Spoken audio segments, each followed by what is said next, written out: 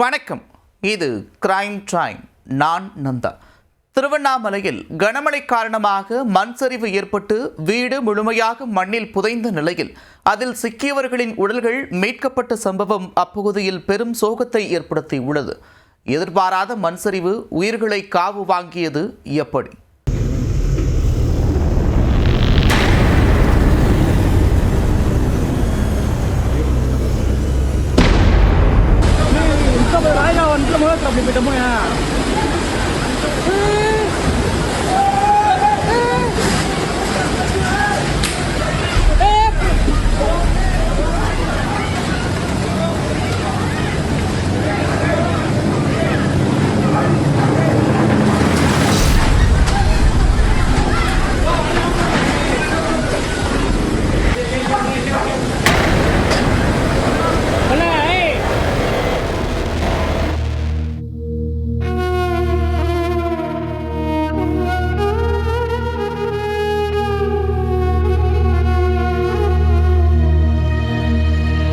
இன்னும் சிறிது நேரத்தில் விபரீதம் அரங்கேறப் போவது தெரியாமல் உற்சாகமாக விளையாடிக் கொண்டிருந்த இந்த பிஞ்சு குழந்தைகளை மொத்தமாக விழுங்கிச் சென்ற மண் சரிவின் சோகக் காட்சிகள்தான் இவை.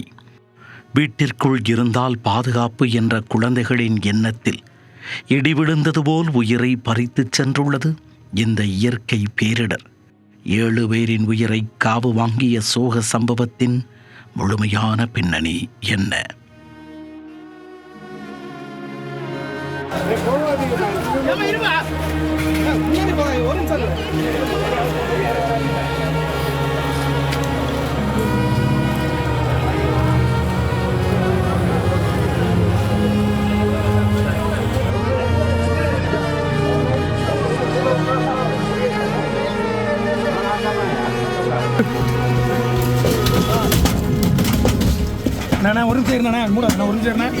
பெஞ்சல் புயல் எதிரொலியாக திருவண்ணாமலை மாவட்டத்தில் கிட்டத்தட்ட 2 நாட்களாக தொடர்ந்து மழை பெய்து வந்தது. வேங்கிக்கால் ஏரி நிரம்பி உபரி நீரானது சாலையில் பெருக்கெடுத்து ஓடியது. மேலும் ஏரி குளங்கள் நிரம்பி உபரி நீர் வெளியேறி சாலைகளில் பெருக்கெடுத்ததால் நகரமே வெள்ளக்காடாக காட்சியளித்தது. இந்நிலையில் திருவண்ணாமலையின் தீபமலையில் ஞாயிற்றுக்கிழமை 4:40 மணியளவில் அபாயகரமான வகையில் திடீரென மண் சரிவு ஏற்பட ஆரம்பித்தது. அடிவாரத்தில் வசித்து வந்த மக்கள் சுதாரிப்பதற்குள் சில அசம்பாவிதங்கள் அரங்கேறிவிட்டன. மலை அடிவார பகுதியான வ.உ.சி. நகர் 9வது தெருப்பகுதியில் உள்ள குடியிருப்புகள் இந்த மண் சரிவில் சிக்கிக் கொண்டன. மலையில் இருந்து பாறைகள் மற்றும் சரளை மண் குவியல்கள் ஒட்டுமொத்தமாக சரிந்து வந்ததில் அடிவார பகுதியில் இருந்த வீடுகள் மீது விழுந்து சிதிலமடைந்தன.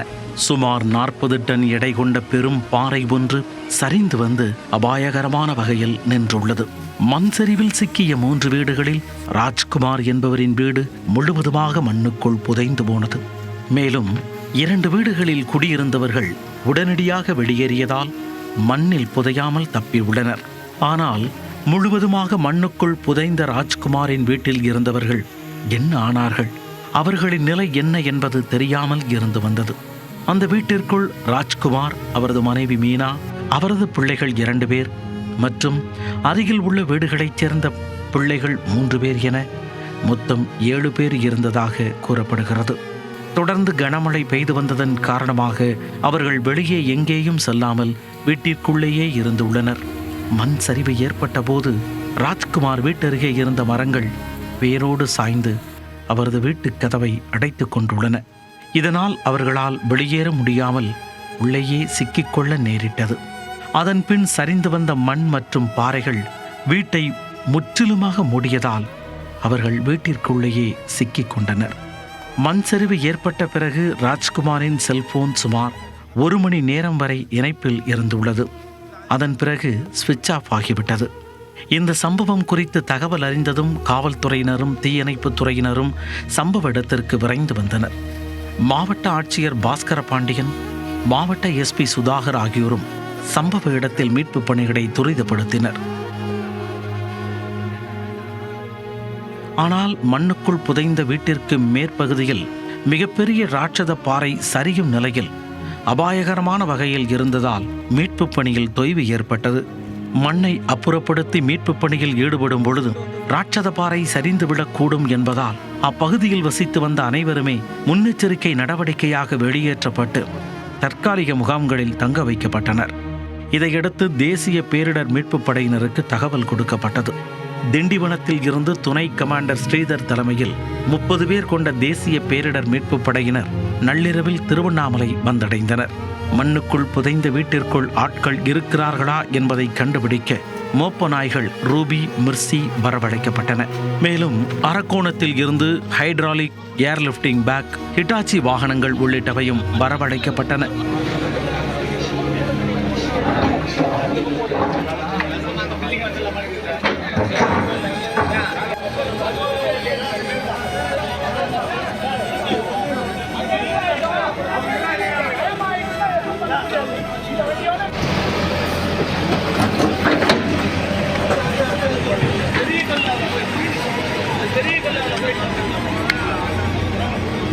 எனினும் அந்த வீடு அமைந்துள்ள பாதை குறுகலாக இருப்பதால் ஜேசிபி உள்ளிட்ட கனரக வாகனங்கள் செல்ல முடியாத சூழல் ஏற்பட்டது. இரவில் மழை தொடர்ந்து வந்ததாலும் மேலும் மின்சாரமும் துண்டிக்கப்பட்டிருந்ததாலும் மீட்பு பணிகள் தொடங்கப்படவில்லை. இந்நிலையில் திங்கட்கிழமை அதிகாலை தேசிய பேரிடர் மீட்பு படையினர், மாநில பேரிடர் மீட்பு குழுவினர், தீயணைப்பு படையினர் உள்ளிட்டோர் இணைந்து மீட்பு பணிகளில் தீவிரமாக இறங்கினர். தொடர்ந்து பெய்து வந்த மழைக்கு நடுவே மீட்பு பணிகள் மாலை வரை தொடர்ந்தது. உதைந்த வீட்டின் அருகே கிடந்த மண் குவியல்களை அப்புறப்படுத்திய மீட்பு படையினர் முதலில் சிறுவன் கௌதமனின் உடலை மீட்டனர். மண்ணும் பாறைகளும் சேர்ந்து இறுகி கிடந்த மணல் பரப்புகளை வெட்டி எடுத்த மீட்பு படையினர் இரண்டாவதாக சிறுமி ஒருவரின் உடலை மீட்டனர். அதன் பின் ஆண் ஒருவரின் சடலம் மீட்கப்பட்டது. அது ராஜ்குமாரின் உடலாக இருக்கும் என கருதப்படுகிறது. தொடர்ந்து 5 சடலங்கள் மீட்கப்பட்ட நிலையில் மிகப்பெரிய பாறைகள் தென்பட்டதால் மீட்பு பணி தடைபட்டது. பாறைகளுக்கு நடுவே சிக்கிய சடலங்களை மீட்க ஜேசிபி கொண்டு பாறைகளை அகற்றும் பணி தொடங்கியது. உடல்கள் அனைத்தும் 24 மணி நேரத்திற்கு பிறகு மீட்கப்பட்டதால் சிதைந்து போய் பாகம் பாகமாக மீட்கப்பட்டது. காண்போரை கண்கலங்கச் செய்தது.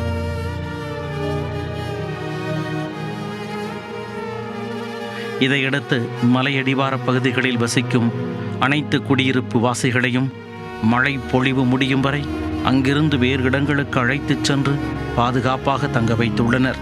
நிலச்சரிவு ஆபத்து அதிகமுள்ள பகுதிகளை கண்டறியும் பணியிலும் அதிகாரிகள் ஈடுபட்டுள்ளனர். வரலாறு காணாத இந்த மழை பொழிவால் ஏற்பட்ட இயற்கை பேரிடரில் சிக்கி 7 உயிர்கள் பறிபோன சம்பவம் தமிழக மக்களை சோகத்தில் ஆழ்த்தியுள்ளது.